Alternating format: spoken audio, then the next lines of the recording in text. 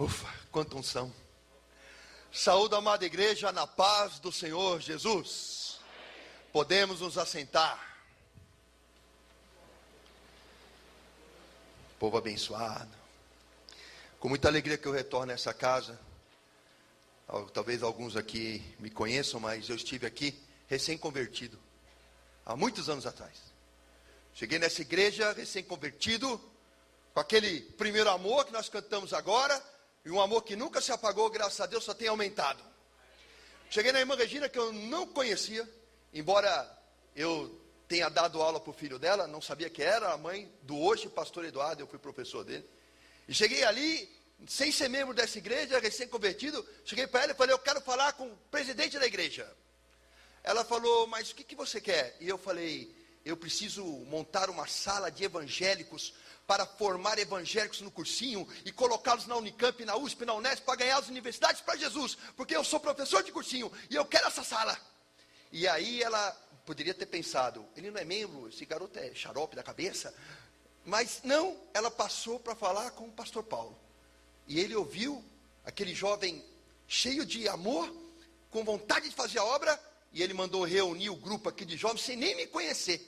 E daquele grupo eu formei uma classe de evangélicos, e muitos foram aprovados no vestibular. E estão nas universidades pregando a palavra de Deus, para ganhar as universidades para Jesus. Então eu louvo a Deus por essa igreja, por essa disposição, por ter pego um jovem que tinha aquela chama de amor, e ainda permanece, e não ter apagado a chama, quando ela havia se iniciado, o que faz uma oportunidade. Vamos abrir para Deus em Salmos, Salmo 139, Salmo 139, versículo 13, 139, versículo 13, 139, versículo 13, quem achou, diga amém, glória a Deus. Diz assim a palavra de Deus: Tu criastes o íntimo do meu ser, e me teceste no ventre de minha mãe. Eu te louvo porque me fizeste de modo especial e admirável. Tuas obras são maravilhosas. Digo isso com convicção. Meus ossos não estavam escondidos de ti, quando em secreto fui formado e entretecido como nas profundezas da terra. Os teus olhos viram o meu embrião. Todos os dias determinados para mim foram escritos no teu livro, antes de qualquer um deles existir. Põe a mão no seu peito e diga assim comigo: eu não sou um acidente. Eu sou plano de Deus. E plano de Deus não nasceu para dar errado.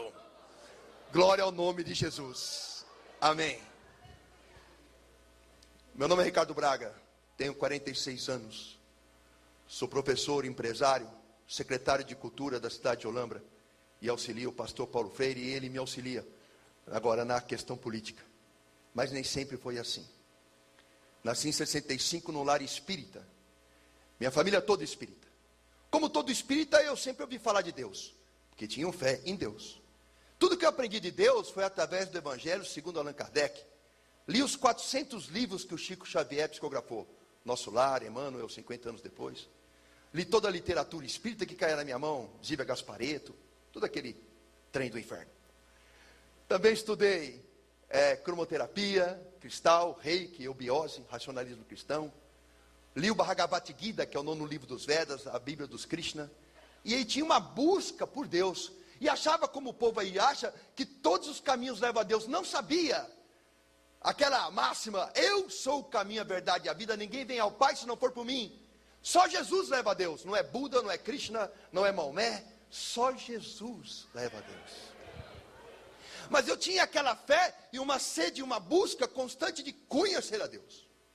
O Evangelho segundo o Espiritismo, psicografado pelo Allan Kardec, na verdade tem passagens do Novo Testamento, retiradas da Bíblia, colocadas no novo livro, com interpretação do Espírito, de espíritos. O diabo faz isso. O diabo não tem poder criador. Ele imita, ele engana, ele mente, ele rouba, ele mata. Ele veio desviar, usando a palavra de Deus, até os escolhidos, se possível. É o texto, fora do contexto, criando um pretexto para te levar para o inferno. E aí eu acreditava naquilo, e eu vivia aquilo. A minha mãe montou um centro espírita em casa. é um centro espírita kardecista, depois virou um terreiro de Umbanda. E o terreiro de Umbanda da minha mãe cresceu. De 600 a 1.000 pessoas frequentavam a minha casa por final de semana. E eu estava sendo preparado para ser chefe do terreiro. Tenho cortes no meu pulso, cor cinza, e tatuagens no meu corpo, porque estava sendo preparado para aquilo. Vários pactos. E no centro de Umbanda e kardecista, a gente pregava o quê? Caridade. A gente acreditava que pelas obras, pela caridade, se eu fosse honesto o suficiente, se eu fosse caridoso o suficiente, certamente eu alcançaria a prosperidade. Eu achava que era pelo que eu fizesse que Deus ia olhar para nós. Mas na verdade eu não tinha ideia da graça de Deus. Achava que Deus era alguém de barba branca, bem distante de mim, lá no alto, que não tinha nada a ver com meus pequenos problemas, que eu era responsável pela própria felicidade. E pregávamos isso, e críamos que sendo caridoso, bondoso, etc., nós alcançaríamos algum retorno. Mas quando as portas do centro espírita se fechavam, dentro da minha casa, isso não acontecia. A gente pregava aos outros caridade, paciência, mas quando fechavam-se as portas, dentro do meu lar, da minha casa, o meu pai não conversava com a minha mãe não falava com meu pai, os irmãos viviam brigados em insubordinação aos pais, não havia paz, não havia respeito, não havia misericórdia, e aí nasceu na minha mente a seguinte questão: se eu prego tudo isso, e faço tudo isso, por que não dá certo? O meu pai teve 5 empresas, todas elas faliram, e ele era um homem muito ambicioso, trabalhava muito, mas quando chegava no topo ela quebrava. Às vezes eu estava naquela casona com o carro na garagem, no outro dia o oficial de justiça penhorando todos os bens. E ele não conseguia estabilidade, nem financeira, nem emocional, nem familiar. Embora pregássemos isso, não havia essa verdade na minha casa. A última vez que o meu pai quebrou, era uma firma que ele abriu de mineração chamada Daigon. A empresa quebrou. Junto com meu pai faliram homens que investiram muito dinheiro lá. E esses homens ameaçaram meu pai de morte, disseram: eu perdi muito dinheiro porque acreditei em você. Ou você devolve, ou a gente te mata. Com medo, o meu pai reuniu minha mãe e os filhos e disse assim: vamos fugir de São Paulo. Nós vamos embora daqui, porque estão me ameaçando de morte. E meu pai resolveu fugir. E fugiu com toda a família para o Ceará. Por que Ceará? O meu pai é cearense, a minha mãe é gaúcha e eu sou paulistano. Por parte de avó, alemão e italiano. Por parte de pai, espanhol e português. Quer dizer, vira-lata legítimo. Aí, meu pai pegou esse vira-lata que vos fala, junto com os outros vira-latinhas, meus irmãos, e nós fomos para Fortaleza. A minha avó em Fortaleza, que ainda está viva com 95 anos, ela teve 11 filhos homens. Ela pariu um time de futebol todinho. O maior é o tio Jorge, com 2,10 metros. O menor é meu pai, com 1,80 m. Eu sou o menor dos meus primos. E meu pai achou que indo para Fortaleza, tendo ele muitos irmãos, 10 irmãos, ele iria ser recebido e os irmãos dariam uma força e ele ia sair daquela situação de falência. E não foi assim que aconteceu, porque quando nós íamos nas férias, a família toda recebia bem. Olha, vocês vieram, que bom! Mas agora não, estava chegando um homem falido com esposa e filhos. A família recebeu assim: não é que vocês vieram mesmo? Aquela alegria foi trocada por uma preocupação, porque não estava chegando uma família, estava chegando um problema. Após alguns meses morando na casa de minha avó, a minha mãe reuniu eu, meu irmão e minha irmã. Eu com 14, meu irmão com 13, minha irmã com 11 anos na cama, e disse: eu estou me separando do seu pai. Não dá mais para viver com ele. Amanhã eu vou juntar minhas coisas, eu vou embora para São Paulo, e lá eu vou arrumar um emprego, vou refazer a vida, e vou trazer vocês para morar comigo. Aguenta um pouco. Assim ela disse, assim ela o fez. No dia seguinte ela juntou as malas, colocou as roupas e foi embora para São Paulo. Deixando eu, meu irmão, minha irmã, com meu pai, que já era um homem intratável, e agora ele ficou insuportável. Ele dizia todos os dias: você não vale nada, você não vira nada, você não vai dar em nada, porque você é igualzinho a sua mãe, aquela pi. Quando eu tinha dinheiro, eu tinha família. Agora que eu não tenho dinheiro, eu não tenho família. Para que eu fui casar e ter esse monte de desgraçado dependendo de mim? Com 14 anos eu ouvi essas palavras de maldição. E no meu coração nasceu mágoa. A mágoa virou ressentimento. O ressentimento virou raiva. E a raiva virou ódio. Eu tinha ódio do meu pai. Escrevia para minha mãe relatando todos os momentos de angústia e decepção. Escrevia semanalmente. Semanalmente ela respondia, porque minha mãe era a referência de amor, que se fora. Aí escrevia semanalmente e as cartas dela começaram a demorar para vir. Um mês. Depois as cartas começaram a vir semestralmente. E depois anualmente. E assim passaram-se anos. 14, 15, 16, 17 anos. A minha mãe nos abandonou e não cumpriu a promessa de nos levar embora. Então eu pensei em cometer suicídio. Fui para o quintal da minha casa, desesperado, não aguentando mais aquela pressão, humilhação constante diária, e eu bebi veneno de planta. Só que o veneno da planta, ele tinha amônia, e na hora que eu coloquei a boca, a amônia me queimou as mucosas, e eu cuspi. Fui para o quarto com a boca queimada e ideia suicida. Eu tinha certeza que eu queria morrer. Eu só precisava encontrar a forma, porque eu não tinha medo de morrer, eu tinha medo de sentir dor. Cheguei no meu quarto com pensamento suicida, sentado na cama, desejo de morte bem arraigado no coração. Aleatoriamente, sem querer, eu olhei para a parede e vi o mapa do Brasil da revista Quatro Rodas. Chamou minha atenção que do mapa saltava uma linha vermelha. Eu não sei porquê, eu fui lá perto ver que linha era aquela. Estava escrito lá, BR-116. Ela vem do Piauí, passa pelo Ceará, atravessa o país inteiro, passa por São Paulo e Rio Grande do Sul. E naquele momento que eu vi aquela estrada tão comprida, me veio um pensamento na mente. Talvez a minha mãe não tenha me abandonado. Talvez ela esteja passando por algum problema e ela não quer me contar para não pesar ainda mais a minha situação. Então o desejo de morrer foi substituído pela vontade de viajar, encontrar a minha mãe, resolver os problemas que estavam pendentes e finalmente trazer meus irmãos e formatar a família de novo. Eu abandonei a ideia de morte e nasceu em mim a ideia de encontrar a minha mãe. E sem nenhum real no bolso, apenas com uma mochila nas costas, eu saí de Fortaleza a pé e atravessei 5 estados brasileiros andando em busca de amor de mãe. Eu sou empresário, secretário de cultura, professor, mas um dia eu fui morador de rua.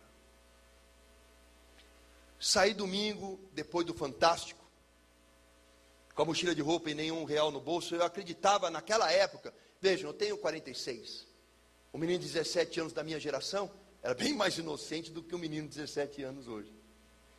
Eu saí acreditando que se eu pedisse carona, alguém daria. Se eu precisasse de algo, alguém ajudaria. E assim eu acreditei.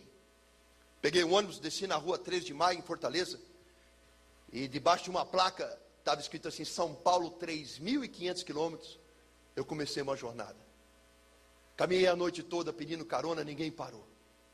Quando deu 3:30 da manhã, deitei no acostamento da estrada, usei a mochila como travesseiro. Era a primeira noite que um menino de classe média alta, que nada lhe faltou na vida, ia dormir na rua, minha primeira noite na rua. Passou o caminhão, o chão tremeu, tive medo, imaginei que se alguém furasse o pneu, talvez procurasse o acostamento, iria passar por cima, não iria me ver. Então, dali do acostamento, fui para o meio do mato e adormeci. 5:30 da manhã, o sol no Nordeste já nasceu, e aquece e brilha, e eu acordei, dormi 2h30 apenas. Caminhei o dia todo sem comer nada, bebendo água em posto de gasolina somente, com fome, mas com vergonha de pedir comida. Caminhei o dia inteiro em jejum, e adormeci a segunda noite, debaixo de um cajueiro, próximo a um posto de gasolina, bem cansado, suado, com fome. Amanheceu a manhã do terceiro dia.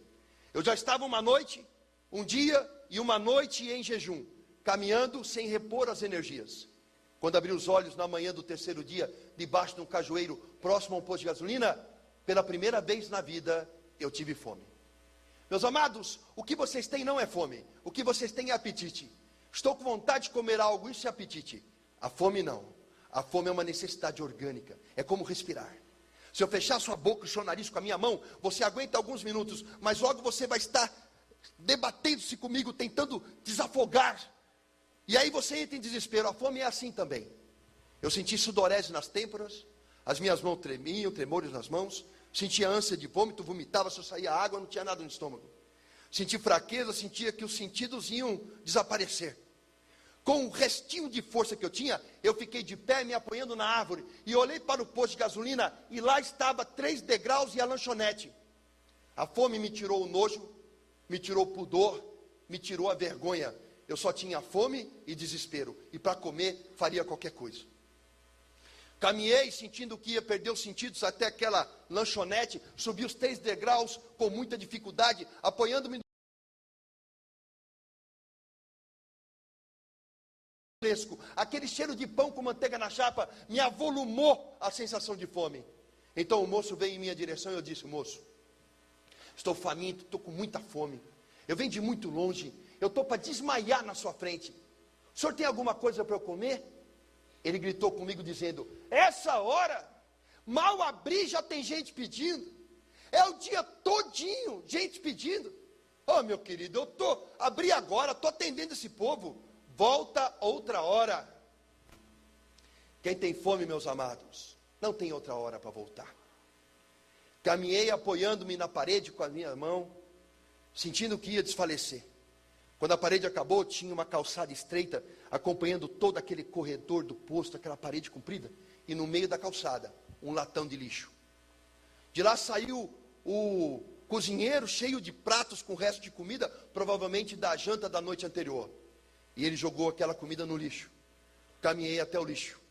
Fiz uma concha com a minha camiseta, disputando comida com baratas e formigas. Eu enchi minha camiseta de arroz, de bisteca de porco parcialmente mastigada e tudo que eu encontrei. Dei 6 passos para fora daquela lata de lixo. Sentado no chão de terra, eu, pela primeira vez na vida, um menino de classe média alta, estava revirando lixo para almoçar. Eu comi pouco, porque o meu estômago estava muito pequeno, muito tempo em jejum. O pouquinho que eu comi já deu uma sensação de saciedade. Tive um sono incontrolável. Deitei do lado e dormi por 6 horas consecutivas no chão. Quando eu abri os olhos e acordei, sem que eu fizesse força, de forma inesperada, eu comecei a lembrar das vezes na minha vida em que eu tive alimento e eu nunca agradeci. Lembrei de uma vez que eu cortei uma mão papaya e ele estava machucado e eu gritei com a minha mãe. Eu disse: mãe, você não compra uma fruta que presta, todas as frutas que você compra estão estragadas. Lembrei uma vez que eu fui comer um arroz e eu gritei com a minha mãe. Falei: mãe, esse arroz é de ontem, não dá para fazer um arroz novo, tem que comer essa porcaria. E eu comecei a chorar, não porque eu havia comido lixo, eu comecei a chorar porque eu me vi pela primeira vez. E quem eu vi, eu não gostei. Eu me reconheci mimado, arrogante e ingrato. E chorava de vergonha de mim mesmo. Essa noite você levantou, essa manhã você levantou, tomou café, almoçou, está aqui. Se você se alimentou, isso é manifestação do amor de Deus pela sua vida. Mas o que Deus tem com isso? Eu comprei minha comida? Eu faço a minha comida? O que Deus tem com isso? Eu sou biólogo, professor de biologia, tenho mestrado em bioquímica, sou biomédico, filósofo e pedagogo, tenho 4 faculdades. Só para descobrir que eu não sei nada. Deus é que sabe. Mas essa folhinha aqui tem clorofila. Quando a luz do sol bate nessa folhinha, ela quebra a molécula de água. A molécula de água é H2O, hidrogênio e oxigênio. Quando a luz bate na água que está nessa folha, o oxigênio é liberado. Você respira agora esse oxigênio que essa folha liberou. O sol está dando oxigênio para você respirar. Quando o oxigênio é liberado, sobe o hidrogênio. O hidrogênio entra no meio do gás carbônico e transforma-se em açúcar, C6H12O6. Açúcar é a base da alimentação de todo ser vivente. E o nome disso que eu falei é fotossíntese. Energia não se cria, energia não se perde, energia se transforma. Deus transforma a luz do sol através de uma folha em pão, em carne, em frango e faz você alimentar essa manhã. Não foi o esforço físico, o teu suor do trabalho que te deu alimento. Foi a bênção que caiu do céu. É a luz do sol transformada em comida. É um milagre da fotossíntese. Você próprio é fruto de um milagre. Deus cuida de você porque você comeu essa manhã. E assim, nós muitas vezes almoçamos, jantamos, damos graças a Deus naquele dia, mas nós devemos, naquele alimento antes de comer, mas nós devemos dar graças a Deus por todo o alimento que nós colocamos na boca. Precisou que eu revirasse uma lata de lixo para entender essa verdade. Muitas coisas aconteceram e o tempo é curto, então vou me prender a 3 coisas. Caminhei muitos dias e muito longe, e dias sem tomar banho, dias e dias sem escovar os dentes. A cada dia que eu passava, eu ia me transformando num morador de rua, cada vez mais sujo. E aí o que acontecia? Ia enfraquecendo. A perna inchava, o tornozelo inchava, o joelho inchava. Cada picada de inseto, cada arranhão de árvore infeccionava. Ia emagrecendo, perdendo peso rapidamente. Nesse estado de coisas, quando eu parava para descansar, nem que fosse 5 minutos, para ficar de pé, tinha um ritual. Eu tinha que ficar de 4, de joelho, me apoiar em alguma coisa, levantava com dores, pernas trêmulas, andava mecanicamente, até que a musculatura aquecia, então eu engretava uma marcha automática. Assim eu cheguei no estado da Bahia, e o norte da Bahia, extremamente pobre. Até aquele dia eu encontrava posto de gasolina para pedir comida, ou revirar uma lata de lixo, ou beber água numa torneira. Mas no norte da Bahia, um posto de gasolina era muito distante do outro. 47 graus de temperatura, você via aquele asfalto, aquela fumaça sair do asfalto, transformando a paisagem quase numa miragem. Um calor insuportável, o pé cozinhando no tênis, eu querendo água para beber, e um posto de gasolina muito distante do outro. Seguia aquele asfalto preto, eu subia aquelas colinas, e eu falava, no alto dessa colina eu vou ver um posto, pelo menos para matar minha sede. Mas quando eu chegava lá em cima, eu só via mais asfalto. Achando que eu ia desfalecer, caminhando, ouvindo apenas o som dos meus passos, ouvi um forró, uma música. E eu pensei, tem música, tem gente. Saí da estrada em direção à música, caminhei numa bicada no meio do sertão, e lá na frente encontrei uma chácara linda, maravilhosa. Haviam vários carros novos ali, havia um cheiro de churrasco no ar, estava havendo uma festa. Cheguei no portão daquela casa, chique, com carro chique, uma festa cheia de gente, bati palma, toquei campainha, uma senhora apareceu, e eu disse, minha senhora, eu venho de muito longe, estou com muita sede, muita fome. A senhora tem alguma coisa para eu comer e beber? Ela estava segurando um churrasco com uma mão, bebida na outra, e disse, ô meu filho, eu estou dando uma festa, passa outra hora. Dali eu me afastei do portão, dei uns 6 passos para frente, e decidi, não, eu vou insistir. Voltei, toquei a campainha, bati palma, ela olhou para mim, viu que era eu, retornou seu corpo, soltou os cães que vieram latindo ao portão. Fiquei tão desnorteado com aquela situação, que ao invés de retornar pelo caminho da onde eu vim, eu virei à direita e caminhei a esmo, desnorteado. Lá na frente, encontrei uma casa paupérrima, do lado de um cajueiro, uma casa de pau a pique, pau trançado, com barro pisado na parede, um balanço de pneu, 4 crianças seminuas brincavam ali, debaixo daquela única árvore, uma casa paupérrima. Parei na porta daquela casa, que era menor do que eu, e abri em 2, bati palma. Lá dentro apareceu uma senhora, pequenininha, acho que não tinha nem 1,5 metros, vestidinho de alça, pés no chão, pano amarrado no cabelo, o rosto dela tinha rugas profundas, como se fosse um papel amassado. Ela tinha a boca desfalcada de dentes, poucos dentes na boca. E ela disse, fala moço.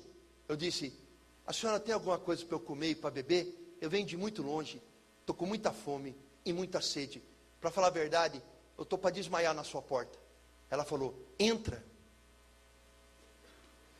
Eu passei por uma sala que não tinha piso, era só barro pisado. Na sala também não tinha móveis, uma cadeira sequer, não tinha, apenas redes enroladas e penduradas na parede. Passei pelo único quarto da casa, cuja parede não chegava ao teto, que era feito de palha de carnaúba, nem telha tinha. A porta do quarto era uma cortina que corria num barbante. Cheguei à cozinha, onde tinha um único móvel, uma mesa de madeira e 2 bancos tipo de igreja sem encosto. Um fogão a lenha, uma prateleira, única prateleira, com 4 cabaças ali. essa mulher com alegria, diga comigo, alegria. Ela colocou um prato de aço esmaltado, gasto na minha frente. Me deu uma colher de alumínio na minha mão direita. Ela pegou uma caneca de alumínio amassada, fez um tibum numa água barrenta e salobra, a única água que ela tinha, e deu para eu beber. E com alegria, ela sacudiu as cabaças. Nenhuma fazia barulho. A última fez. Tch, tch. E ela disse, graças a Deus, ainda tem farinha. Com alegria, ela colocou farinha no prato. Ela colocou a água, a farinha de mandioca crua, conhecida no Nordeste como farinha d'água, ela inchou. Ela deu a colher de alumínio na minha mão, eu tinha dado, eu peguei aquela colher, aquela farinha, eu tremi, não conseguia comer, as lágrimas escorriam, e ela dizia, ô meu filho, por que você está chorando? Você não está com fome? Pode comer. Eu disse, como é que eu vou comer a única coisa que a senhora tem para dar para os seus filhos? Ela sorriu com um olhar de ternura que eu nunca vou esquecer, com aquela boca faltando dentes, o sorriso mais lindo que eu já vi na minha vida. E ela disse, pode comer, porque na minha casa, filho de Deus nenhum passa fome, amanhã Jesus dá mais. Até aquele dia eu tinha ouvido falar de fé, mas eu nunca tinha visto fé. Hebreus 11 diz que fé é a certeza das coisas que não se veem, a certeza das coisas que se esperam. Obrigado, querido. Isso é fé. Até aquele dia eu tinha ouvido falar de fé, alguém que tem fé, mas eu nunca tinha visto alguém viver a fé. Aquela mulher tinha todas as razões para olhar para as circunstâncias e desanimar. Ela tinha o rosto envelhecido, ela não tinha beleza na sua boca. Ela tinha 4 crianças famintas e seminuas. Ela tinha uma casa paupérrima, construída, quiçá, com a força das suas próprias mãos. Ela era envelhecida, muito envelhecida, antes do tempo. Ela tinha os pés descalços, mas ela tinha uma coisa que a mantinha de pé. Ela tinha algo que mantinha o seu coração aquecido. Ela tinha algo que dava força para levantar cada manhã. Ela não olhava para as circunstâncias, ela se recusava a fazer isso, porque aquele que tem fé não olha para o gigante, olha para Deus.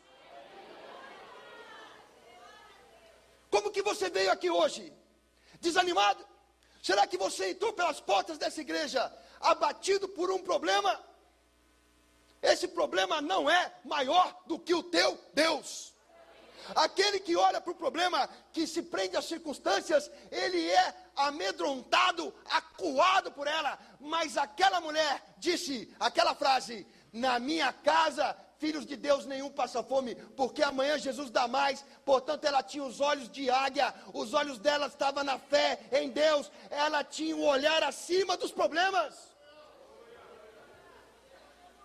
E da onde vinha aquela ternura no olho? Da onde vinha aquele sorriso, aquela alegria genuína? Da fé e do Espírito que habitava no corpo dela, aquecendo o seu coração, tirando os olhos dela da circunstância, dizendo, filha, viva pela fé, viva pela fé. Em nome de Jesus.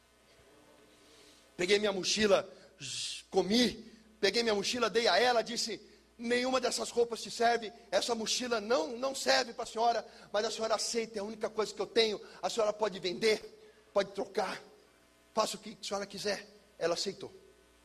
Saí daquela casa, só com a camiseta, shorts, um tênis que já quase não existia, e voltei para a estrada alimentado. Caminhei muitos quilômetros, passei por muitos lugares. Quando chegou no estado de Minas Gerais, era julho e fazia frio. Numa alta madrugada, a neblina na estrada, uma garoa fina, o frio nos ossos.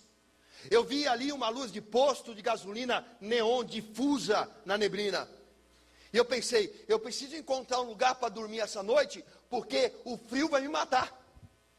Caminhei apressado até aquele posto, a chuva engrossou um pouquinho, todo molhado. Eu deitei do lado de uma bomba de combustível, recolhendo meus braços para dentro da camiseta. Quando lá de trás, sem que eu percebesse, veio o vigia do posto e me chutou as costas gritando, pingaiada! Isso é hora de um pinguço vir dormir aqui no posto. Eu não sei se você já tomou um chute nas costas, uma bolada ou caiu. O fato é que quando a gente leva uma pancada nas costas, o ar nos falta, nós não conseguimos respirar. Eu não conseguia responder nada a ele. E ele dizia, olha aí, não consegue nem ficar de pé, não consegue falar, está bêbado. E pisou na minha cabeça, pisou nas minhas costas, chutou minhas costelas. E eu saí com a cara no chão, me arrastando para fugir daquela surra, até depois da marquise do posto, quando ele parou de me bater, porque a chuva havia engrossado. Com o rosto em lama, fui até um pneu de um caminhão, com dores, fome, frio, fiquei de pé. Dei a volta pelo posto de gasolina, lá atrás, pelo meio do mato. Entrei no banheiro, sujo de posto. E do lado de uma privada, cheia de excremento humano, tinha sua descarga quebrada. Peguei papel de enxugar a mão, peguei papel higiênico, coloquei dentro da camiseta para tentar me aquecer. Fechei o ferrolinho com a mão. Olhei para o teto e comecei a chorar, porque eu lembrei que todos os dias da minha vida, eu tinha uma cama, eu tinha um cobertor, eu tinha um travesseiro, e eu tinha uma família, e eu nunca disse muito obrigado, Deus. Se você tem um colchão para dormir hoje, você agradeça a Deus. Nada contra você ter o melhor colchão, querer a melhor cama, querer a melhor casa, o melhor carro, nada contra, mas tudo contra você não agradecer a Deus pelas coisas que você tem. Porque se você tem algo, isso é manifestação do amor de Deus por você. E eu chorei muito, porque lembrei das coisas que eu tinha no passado e nunca valorizei. Saí daquele posto de gasolina na manhã e caminhei muito doído, cheio de manchas, muitos quilômetros, até que eu cheguei na cidade de Peixe Gordo, no Rio de Janeiro. Havia na beira da estrada, era noite, uma casa de prostituição. Luz vermelha, vários caminhoneiros parados à porta daquela casa, forró, e uma prostituta sentada do lado de fora num banco com um copo de café na mão. A prostituta disse para mim, vem cá, moço. Eu dava um passo e parava. Vem cá, moço. Eu dava um passo e parava. Naquela hora eu percebi que o deserto pelo qual eu estava atravessando havia me transformado em outra pessoa. Talvez você tenha chegado nessa igreja atravessando um deserto da separação, da traição, da falta de recurso, da dívida. Talvez você tenha chegado aqui atravessando o deserto do medo, da depressão, da ansiedade, da angústia, da falta de fé. Não sei por qual deserto você atravessa. Eu sei de uma coisa: o deserto não é só um lugar sem esperança, sem água e sem comida. O deserto também, ele tem a capacidade de roubar de você a identidade. Na Bíblia tem um caso assim. O rei Davi disse, alguém da casa de Saul, que eu ainda posso abençoar, disseram, sim, um príncipe no deserto. O nome dele é Mefibosete, coxo de ambos os pés. O rei Davi mandou buscar Mefibosete. Quando Mefibosete chega à presença do rei Davi, ele diz, quem sou eu, um cão morto, para que tu te lembres de mim? Ele era um príncipe, ele estava no deserto, mas ele não se via como tal, ele se via como um cão morto, porque o deserto lhe roubou a identidade. Talvez o deserto pelo qual você atravessa esteja lhe roubando a identidade. Talvez o diabo esteja mentindo para você, dizendo que você nasceu para dar errado, que nada que você faz prospera. Talvez o diabo esteja mentindo, tentando tirar de você a identidade de príncipe. Quanto vale essa nota? Quanto vale essa nota? Quanto? E agora, quanto vale essa nota? Quanto? Quanto vale essa nota agora? R$100? O deserto faz isso. Ele te amassa, ele te suja, ele te pisa. Mas assim como essa nota para Deus, você não perde valor.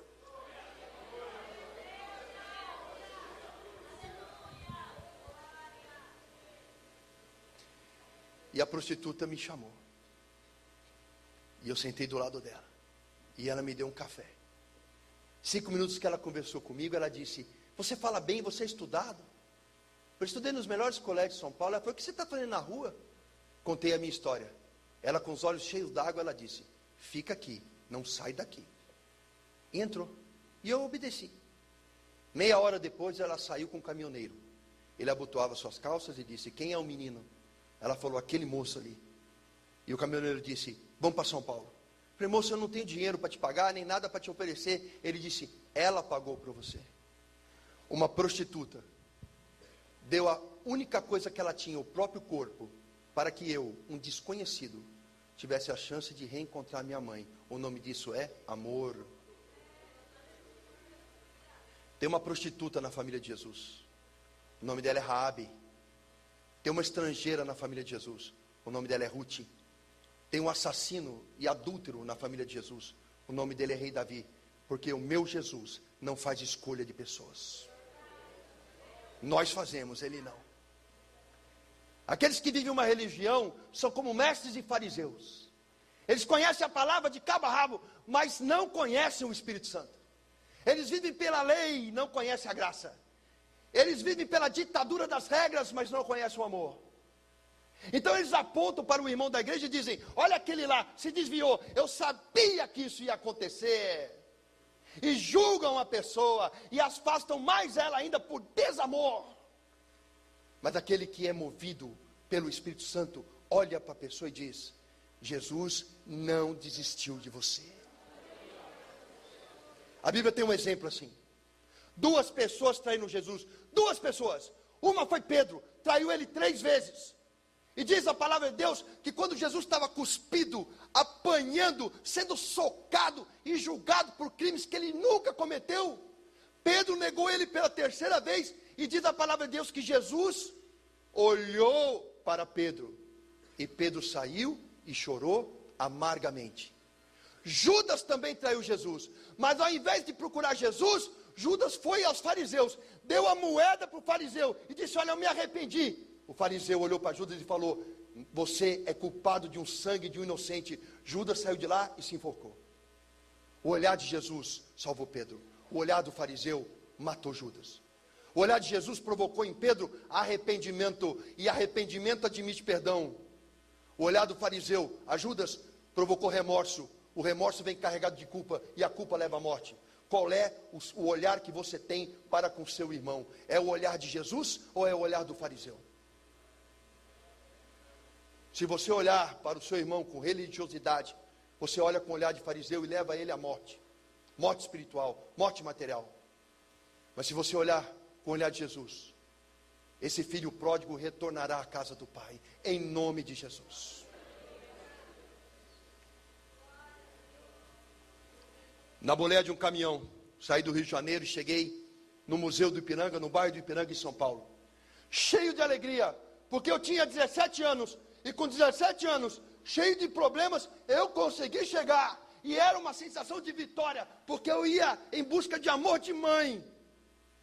Cheguei na alta madrugada, tinha lá um cidadão na calçada, eu cerquei, ele desviava, eu disse, moço, calma, eu só quero uma informação. Ele disse, qual é a informação? Eu falei, onde fica o Minhocão? General Olímpio da Silveira, Avenida São João. Ele falou, você está tão longe. Eu falei, o senhor não sabe onde é que eu venho. E assim, de pergunta em pergunta, cheguei no Minhocão, caminhei até o fim dele, cheguei lá embaixo, General Olímpio da Silveira, final do Minhocão, Cardoso de Almeida, achei o prédio do minha avó, conhecia pela fachada, prédio sem elevador, alta madrugada, meti a mão na maçaneta, abriu, sem porteiro, 2º andar, apartamento 21, toquei campainha várias vezes, a luz de fora acendeu, minha avó olhou pelo olho mágico, não sabia que era eu, não me reconheceu, tinha que falar o nome da família todinha para ela saber que era eu. Aí a minha avó, sabe o que ela fez? Ela abriu a porta e ela não olhou para nada. Ela me abraçou e me beijou. Como estão sendo tratados os idosos na sua casa? Um dia, nossos heróis envelhecem. Quando nós temos 8 anos de idade e uma mão grande e larga de um pai segura a nossa, a gente sente aquela segurança de que nada vai acontecer, porque tem aquela proteção. Mas um dia essas mãos vão ficar assim, ó, trêmulas. Elas vão ter rugas e manchas. Aquele homem vigoroso, que aos 40, 50, 60 anos, batalhava tanto pelo pão de cada dia, vai andar assim, ó. Ele não sabe nada de iPad, de iPod, ele não se interessa por essas coisas.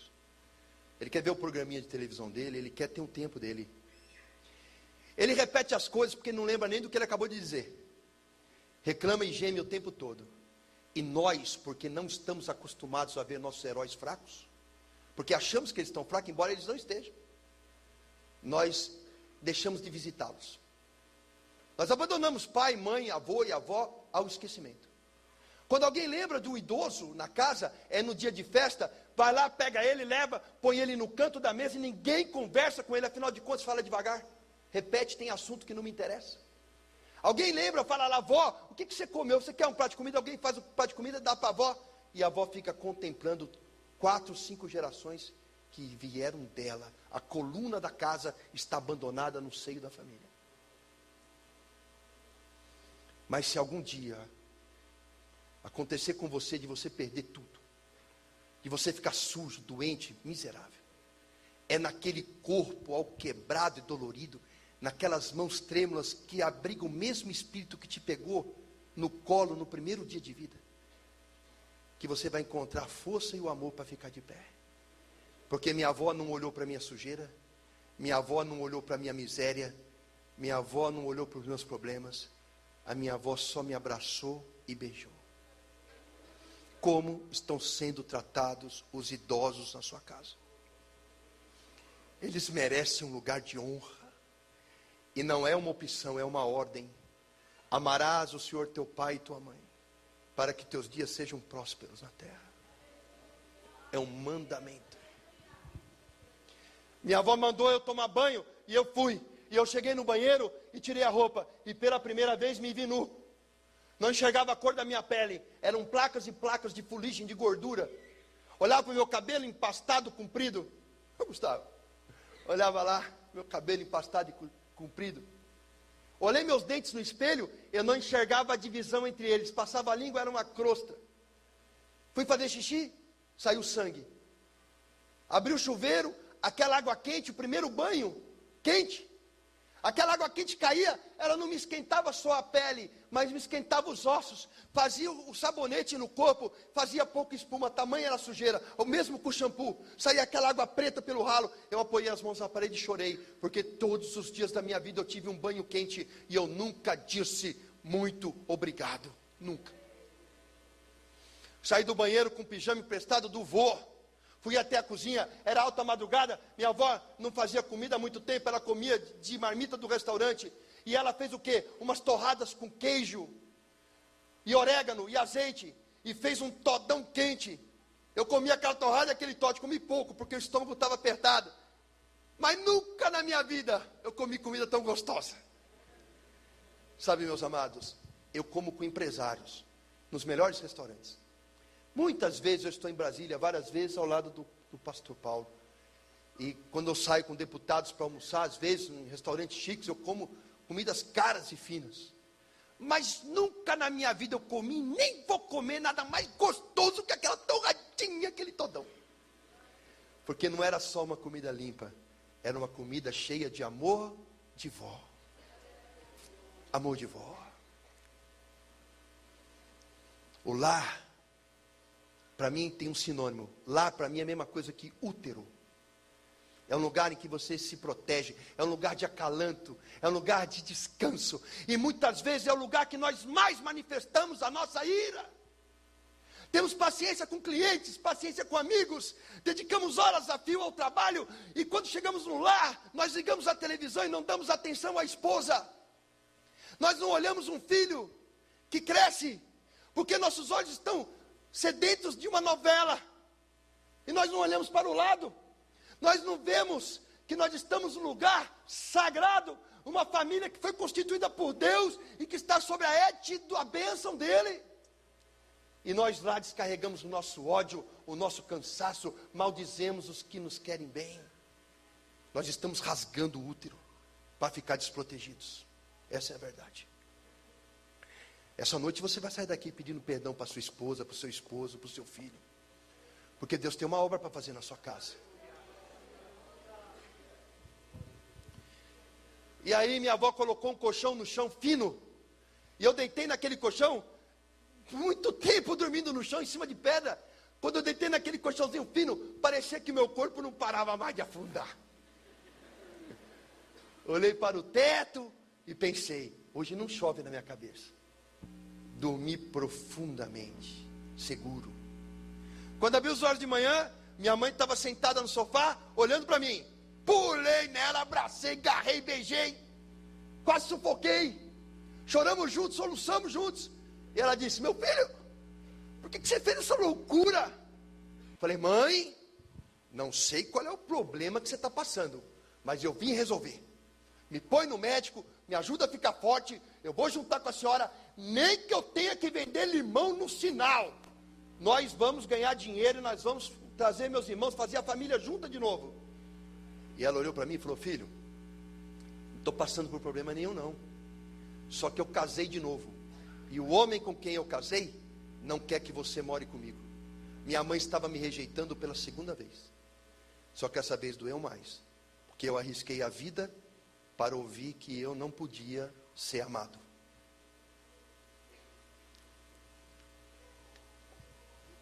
Ela complementou dizendo, ele é muito rico, tem dinheiro, não vai faltar nada para você. Fica na casa do seu avô, todos os dias a gente visitar. Eu não queria dinheiro. No outro dia eu acordei e falei para o meu avô, vamos lá, eu quero insistir, eu quero conhecer esse homem. Meu avô, não, falei, vamos, e ele levou. Cheguei lá, depois do Brooklyn, depois da estátua do Borba Gato, na Avenida Santa Marta tem uma rua, chamada 9 de Julho, uma rua mesmo. Aí cheguei lá, subi o prédio com meu avô, toquei a campainha, Lineu Spalato abriu a porta. Viu meu avô, deduziu quem eu era, falou, você é o filho da Nilda? Eu falei, sou eu mesmo, o senhor casou com a minha mãe, e eu vim aqui lhe fazer um pedido. O senhor não me conhece, e o senhor não deixou eu morar com a minha mãe. Eu vou te fazer um pedido, deixa eu morar um mês com você. Se eu atrapalhar, você me manda embora. Se eu não atrapalhar, não me tira da minha mãe. Ele disse, não, eu tenho muito dinheiro. Fica na casa do seu avô, nada vai te faltar. Rejeitado pelo padrasto, desci com meu avô até a calçada, esperando um táxi, fiquei meditando na vida. Aí eu falei para o vovô, é possível ser feliz? Meu avô falou, é. O que é preciso para ser feliz? Ele falou, um bom diploma, um bom emprego, e uma mulher que te ama, você vai ser feliz. Então eu disse, com aquele coração rejeitado, então eu vou me esforçar, vai ser pela força do meu braço, eu vou conseguir essas 3 coisas, e não importa que a minha mãe e meu pai não me queiram, eu vou ser feliz. Meu avô me matriculou no Senac, fiz curso de datilografia e telex, desculpa, eu sou velho. Tinha negócio de computador, tinha negócio. Era datilografia e telex. Eu desmaiava nos cursos lá, porque tinha problema de saúde. Tirei os documentos, ia procurar emprego. Passava nas provas de matemática, português, de datilografia, mas chegava no exame médico, reprovado. O cara olhava para mim, aquela vareta doente. Só faltava ter que tomar banho de pé de pato para não ir embora pelo ralo. Aí um dia, um primo meu, Sérgio Cipolatti Rodrigues de Lima, auditor do Banco Central, estava liquidando o Banco Bandeirantes na Rua Boa Vista, no centro de São Paulo, mandou me chamar. Fui até o banco, lá no topo do banco, a autoridade máxima do banco era meu primo. E ele olhou para mim e falou, você é um valente. Você vai ser empregado hoje, vai começar aqui como office boy. Falei, Sérgio, eu não vou passar no exame médico. Ele falou, vai sim, que aqui manda aqui sou eu. Aí eu fui lá, fiz todos os testes, chegou no exame médico, morri de medo. O médico analisou, na época tinha um tal do Viva Voz, eu sou velho, né? Viva Voz. Aí ele tocou assim, eu ouvi a voz do meu primo, o médico falando assim, doutor Sérgio, o Ricardo não tem condição de trabalhar. Ele tem infecção urinária, ele tem infecção no rim, ele tem vermes no intestino, ele tem um zoológico no intestino. Ele tem suspeita de diabetes e está muito abaixo do peso, ele não tem condição física. Tirou o dedão, veio a voz do meu primo de lá para cá. Ou você contrata ele, ou eu demito você. E assim eu fui contratado. Uma leve pressãozinha. Primeiro dia de serviço, afastado para tratamento médico. Fiquei 6 meses recebendo salário sem trabalhar. Depois de 6 meses, eu voltei para o banco. Estava gordo, estava disposto. Falei, agora vai, quem me segura? Com aquela voz do meu avô, um bom emprego, um bom diploma e uma boa mulher que te ama, eu vou ser feliz. Comecei emprego com office boy, deu o melhor de mim. 3 meses de banco, fui promovido. Chefe dos boy. Aí eu virei auxiliar de escritório A, auxiliar de escritório B, chefe do departamento de cobrança e depois de 4 anos, gerente do banco. Nesse ínterim, prestei vestibular, entrei na USP para fazer filosofia. Por que filosofia? Porque o curso era 1 para 1. Falei, esse aí eu não tenho jeito de eu não passar. Legal foi quando eu me formei, né? Falando com meus parentes lá no Ceará. Entrei na USP. O quê? Medicina? Não. Direito? Não. Engenharia? Não. Entrou no quê? Filosofia, silêncio. Vai trabalhar no quê? O que eu vou falar para meus amigos? Teu sobrinho faz? Pensa. Aí eu fiz a filosofia. E aí, em 4 anos, eu tinha um apartamento, eu tinha um diploma da USP, eu tinha um bom emprego, e tinha conhecido uma moça, Isildinha Aparecida Machado, 8 anos mais velha que eu, bióloga da Unicamp. E eu tinha uma mulher que me amava. Eu não tinha felicidade. O meu vô estava errado. O meu casamento era uma desgraça, porque eu era um homem extremamente ciumento, extremamente nervoso. Porque todo homem que foi rejeitado, todo cara que é inseguro, ele se defende na agressividade. A Isildinha não aguentou. Depois de 4 anos de casamento, conseguido as 3 coisas que o meu avô falou, e não sendo feliz, ela desistiu de mim. E ela disse, eu vou me separar de você. Só que está perto do Natal. Vamos esperar o Natal e o Ano Novo, para depois anunciar às famílias que já gostam de ambos, que nós terminamos. Eu com o coração doído pensando, eu não posso perder essa mulher, mas da boca está fora, já vai tarde. A fila anda. Orgulhoso, orgulho. E assim, no Natal, na casa do meu sogro, recebi um telefonema, o meu sogro branco, sem sangue na face, catou o telefone branco, entregou para mim, é melhor você ouvir. Peguei o telefone e falei, alô, era o meu tio em Fortaleza dizendo que o meu irmão que ficou lá, Marcelo Lima Braga, havia se suicidado. O meu irmão se enforcou na noite de Natal no quarto do meu pai. Peguei o carro do meu sogro, fui até o aeroporto de Congonhas, minha mãe já estava me esperando. No avião, indo para Fortaleza, ela dizia assim, quem matou meu filho? Eu falei, mãe, não sei. Morreu de acidente? Foi doença? Eu não tinha coragem de dizer para ela que o filho dela tinha se enforcado. Chegou no aeroporto em Fortaleza, vi a família, eu contei, mãe, o Marcelo tirou a própria vida. Minha mãe deu um grito e caiu no chão. Fomos ao velório, meu pai veio na minha direção, eu soquei meu pai. Os meus tios pularam em cima de mim. O tio Jorge médico me deu uma injeção, eu apaguei. Quando abri os olhos, eu estava no apartamento onde o meu irmão havia se enforcado. Era madrugada. O meu pai estava encostado na porta, olhando a parede que o meu irmão se enforcou, fumando um cigarro atrás do outro, porque o chão estava cheio de bituca. Eu queria sair daquela cama e jogar meu pai pela janela, porque o ódio que eu tinha dele era um ódio de morte. Não consegui.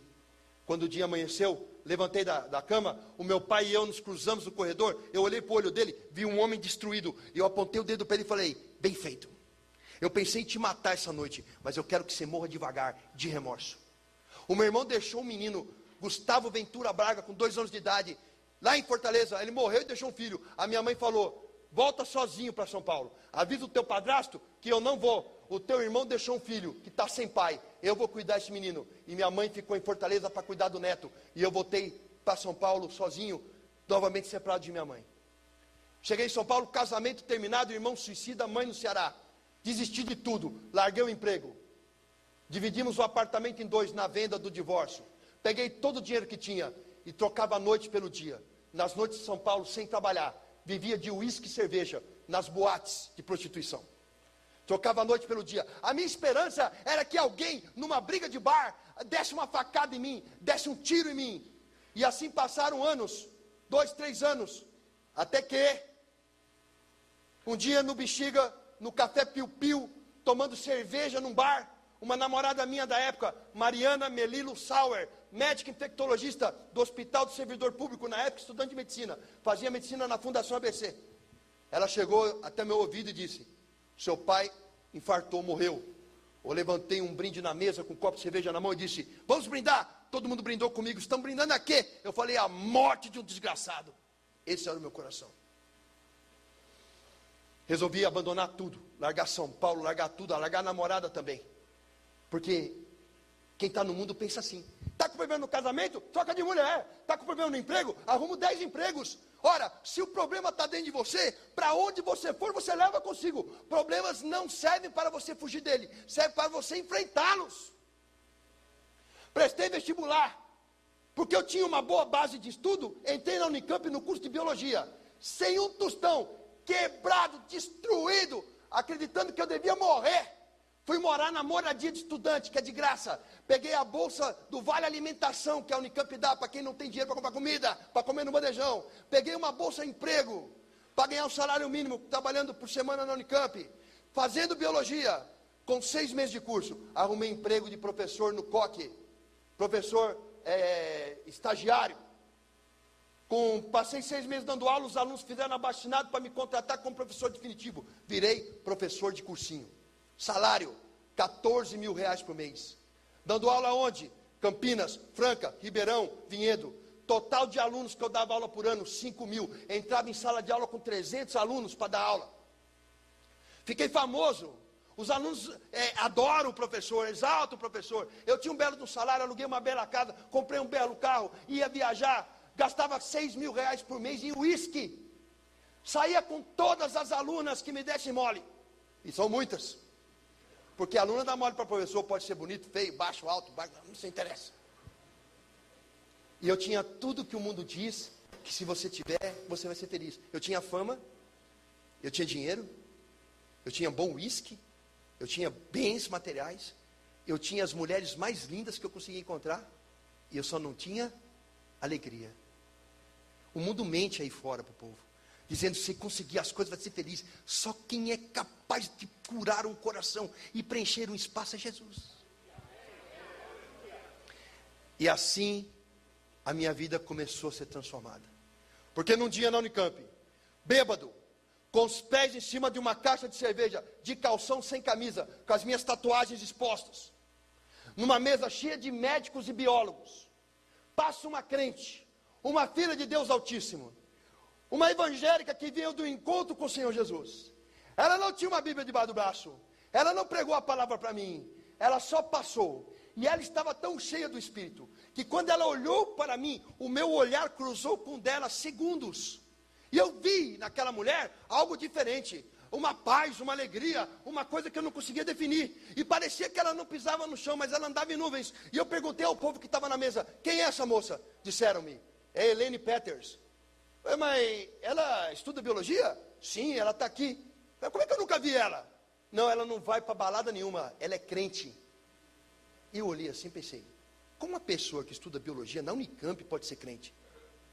Crente é coisa para ignorante. Eu li a Bíblia já, eu li a Bíblia. Acreditar que o mar se abre, que o sol para, que o machado flutua e que o sujeito fica 3 dias dentro de um peixe é coisa para louco. Isso é alegoria. Ela não pode ser crente. Mas na verdade eu estava incomodado com o que ela tinha no olhar.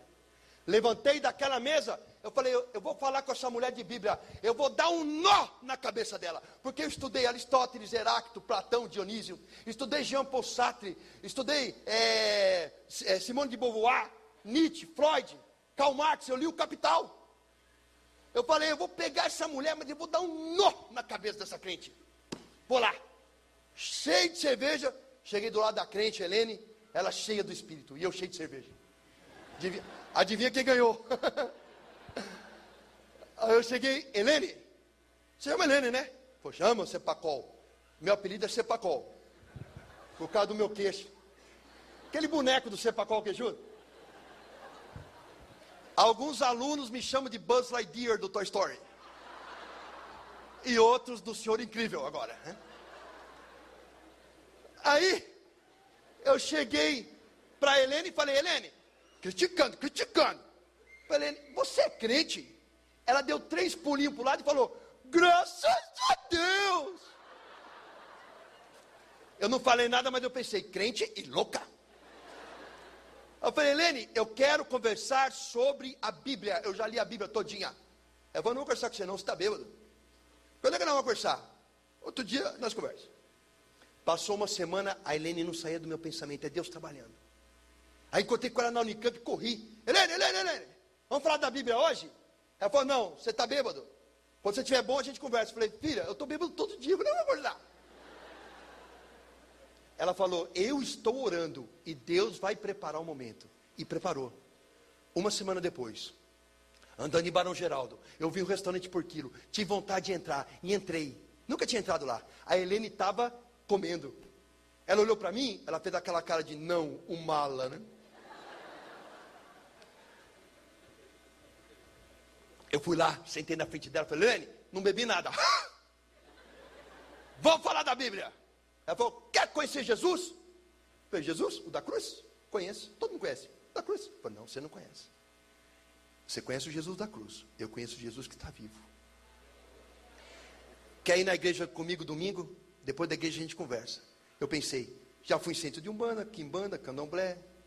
Já fui em Hare Krishna. Igreja evangélica? É mole. Falei, eu vou. Ela falou, você vai mesmo? Falei, vou. Domingo na minha casa. Falei, tudo bem. Eu fui. Eu não sabia. Mas ela ligou lá para a mãe dela, pastora Miriam Peters, a esposa do pastor Hans Peters, físico da Universidade Federal do Paraná. A pastora pegou o avião de Curitiba para Campinas. Ela e a Helene dobraram o joelho, jejuaram e oraram pela minha vida e eu não sabia. Domingo, eu fui para a igreja de camiseta, regata e moto.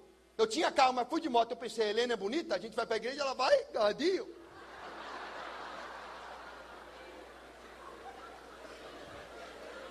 Esse era o meu coração. Aí quando cheguei na casa da Helene, toquei a campainha, quem apareceu lá? A Helene? Não, a mãe dela. Pastora. Ela correu no corredor, me abraçou, me apertou, chorando, e disse no meu ouvido, Jesus te ama e eu também.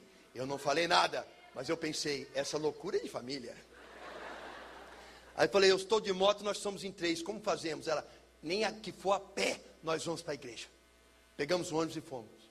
Chegamos na igreja, chegamos no meio do louvor, o povo estava lá adorando ao Senhor, em línguas, orou quando sorou, e a Roma Súria, canta lá, e eu olhava aquilo, eu falei, que é isso? Olhei para o lado para falar com a Helene estava assim. Olhei para o outro lado para falar com a mãe dela estava atrás de mim assim.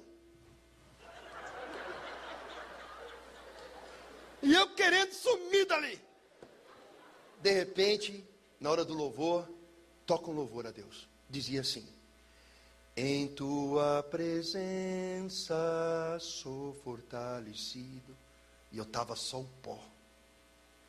Em tua presença, Senhor meu Deus, em tua presença é onde devo estar, quero estar.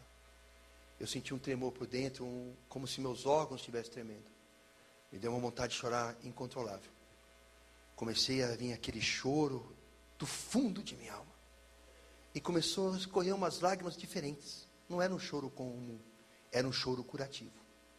Numa igreja em que eu não conhecia ninguém, eu saí correndo no meio de um corredor, parei na frente do púlpito, abri meus braços e coloquei o rosto no solo. A pastora Márcia Perucci mandou parar o culto, pegou um vidro de azeite, derramou todo em mim e disse, o Espírito Santo de Deus está me dizendo que hoje eu estou consagrando um verdadeiro adorador. Assumi a posição fetal.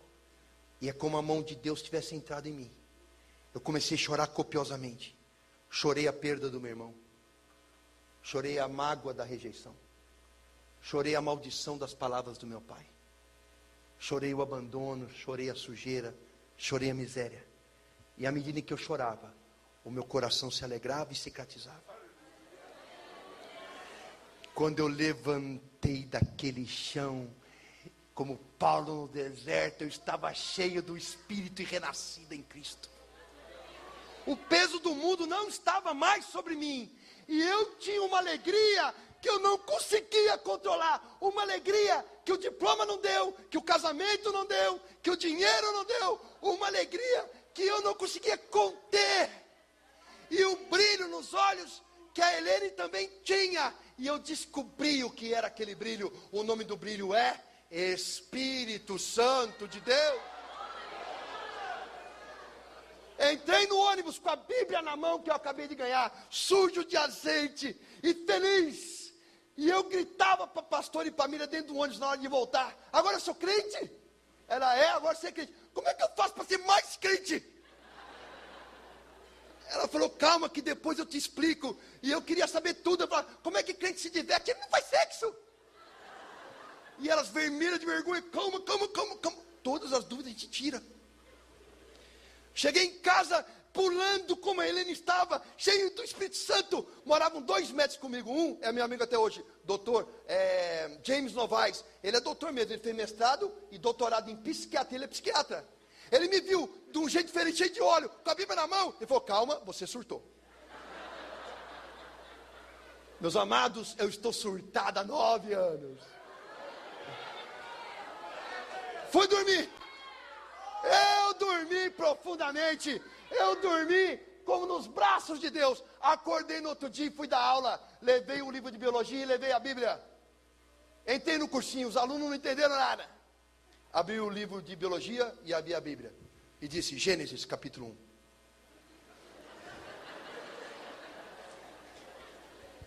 E a terra é vazia e sem forma. Biologia. No começo a terra era um conglomerado de gases tóxicos, unidos por um centro de gravidade, vazia de vida e sem forma. A Bíblia está certa. Gênesis capítulo 1. E a água saiu do solo na forma de vapor. Biologia, até hoje é assim. De tudo que um vulcão cospe, 10% é vapor d'água. Gênesis. E Deus criou as ervas do campo e depois os seres vivos. Biologia. Quem faz fotossíntese, as ervas do campo, sustentam todos que respiram e fermentam os outros seres vivos. A Bíblia está certa.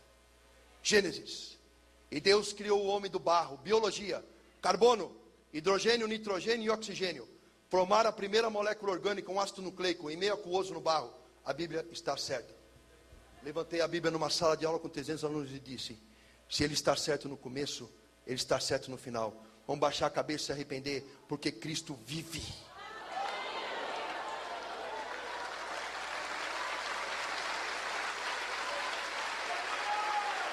Cristo vive. Cristo é ressurreto. 300 alunos abaixaram a cabeça e oraram comigo naquele dia. E eu não consigo dar aula de biologia sem citar a Bíblia. Antes eu lia a Bíblia e não entendia. Agora eu leio a Bíblia e eu entendo. Porque a letra mata, mas o Espírito vivifica. Eu vejo filosofia na Bíblia, eu vejo religião na Bíblia, eu vejo arte na Bíblia, eu vejo ciência na Bíblia. A religião crê, a ciência comprova, a filosofia questiona e a arte expressa. 4 linhas do pensamento em busca de uma só verdade, caminho e vida: Jesus. Eu estudei filosofia, biomedicina, biologia, pedagogia, só para descobrir que eu não sei nada. Que em cada linha da Bíblia revelada pelo Espírito Santo guarda mais mistério que eu sou capaz de entender. Não se estribe no seu próprio entendimento. Busque comunhão com o Espírito e Ele refará os seus caminhos. Como terminou? Minha mãe tem 71 anos de idade. Ela mora comigo. Ela é convertida. Não lhe falta nada. Eu dou tudo a ela. Eu cuido dela. Porque no meu coração, eu nem lembro que ela me rejeitou. Ela só sabe o que é ser amada e cuidada. O filho do meu irmão Gustavo Ventura Braga é convertido. A minha irmã é convertida. A minha sobrinha Isabelle Braga é convertida. Porque está escrito: tu e tua casa serão salvos. Na igreja do Nazareno, com meus amigos pastor Josimar e Alex, Deus falou no meu coração para eu voltar e encontrar aquele moço, meu padrasto, lá atrás de São Paulo. Pedi perdão a ele. E eu fui, 20 e poucos anos se passaram. Ele morava no mesmo lugar. Toquei a campainha, o Lineu abriu a porta e viu que era eu. Me abraçou e chorou muito. E aí ele falou: o que você veio fazer aqui? Eu disse: eu vim te pedir perdão, porque eu te odiei muito. E ele chorando me disse: eu preciso do teu perdão, porque eu não deixei você morar com a sua mãe. O Lineu, 20 e poucos anos depois, estava falido. O filho dele morreu no acidente de moto e a filha com câncer no cérebro. Ele é sozinho hoje. O único amigo dele sou eu. No Natal eu vou buscá-lo. No aniversário ele passa comigo. Não lhe falta nada porque eu não deixo faltar. Numa casa que eu não pude pôr os pés, eu entro e durmo no lugar de honra, no quarto dele, ele vai dormir no quarto de hóspede. Porque está escrito, Deus exalta aquele que se humilha. Quem é aquele capaz de transformar amigo em um familiar? Quem é aquele capaz de te fazer perdoar a traição? Quem é aquele capaz de te restituir a saúde, os bens? Quem é aquele capaz de curar o teu coração? Qual é o nome? O nome daquele que é capaz de te tirar do peito o desejo de morte e te dar o desejo de vida. Jesus Cristo de Nazaré, o Cordeiro de Deus. Eu não sei com que coração você entrou essa noite, mas eu sou aqui, testemunha viva de que Deus existe e é vivo. Você não tem razão para lutar sozinho. Você não tem razão para enfrentar essa situação com a força do teu próprio braço. Você tem um Deus nos braços do qual você pode descansar e deixar que Ele realize em você um milagre. Fecha teus olhos, baixa a tua cabeça, que nós vamos orar.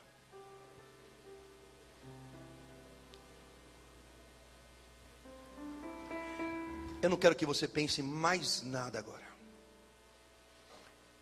Esquece que tem alguém do seu lado. É só você e Deus. Busca na sua mente a pessoa de Jesus. Você pode imaginá-lo no sermão da montanha, você pode imaginá-lo no lombo de um jumento, você pode imaginá-lo nascendo numa manjedoura, você pode imaginá-lo no barco, discursando a multidão. Você pode imaginá-lo saindo da sepultura ressurreto, com as marcas de chagas na mão. Imagine Jesus como Ele estiver se mostrando a você agora. Fique preso a essa imagem. Não ligue para quem está do seu lado. A palavra de Deus diz que quando 2 ou mais se reúnem em teu nome, Ele está no meio de nós. Portanto, o Espírito Santo está aqui agora. Traga à sua mente o seu problema. Talvez seu pai e sua mãe tenham rejeitado você desde o ventre. E o diabo está falando na sua cabeça há anos, dizendo: você não merece, você não vale nada. Mas nessa noite Deus está dizendo a você: ainda que teu pai e tua mãe te rejeitem, eu não me esquecerei de ti, porque o teu nome está marcado na palma da minha mão.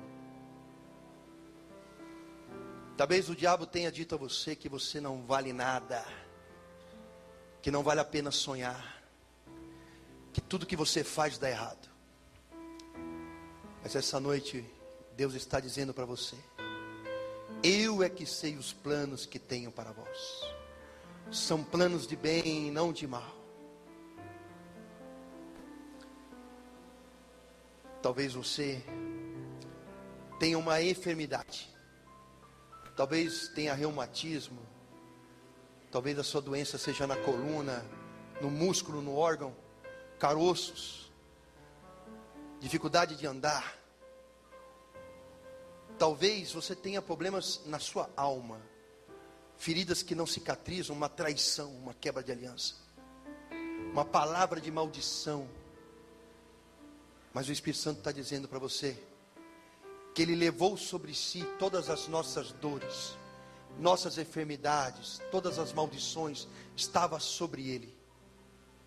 E pelas suas pisaduras nós fomos sarados. O castigo que nos trouxe a paz estava sobre Ele. Eu declaro no nome de Jesus que você é próspero, que você é abençoado. Eu repreendo a ação de Satanás na sua vida no nome de Jesus. Todo espírito contrário a Deus saia da sua vida e da sua família agora, em nome de Jesus. Todo espírito de incredulidade, Todo espírito de rejeição fora, em nome de Jesus. Todas as dívidas, dificuldades financeiras, espírito de derrota, saia da sua vida agora em nome de Jesus. Toda mágoa provocada por uma palavra maldita na sua vida, no casamento, saia de você agora, da sua vida, em nome de Jesus. No nome de Jesus eu quebro a autoridade, a legalidade do inferno sobre ti. Porque você foi lavado pelo sangue do Cordeiro, inculpável em seus caminhos. Que o Senhor Jesus te abençoe e te guarde. Que faça resplandecer o seu rosto sobre ti. Que tenha muita misericórdia de ti. E que te dê a paz. Palmas para Jesus.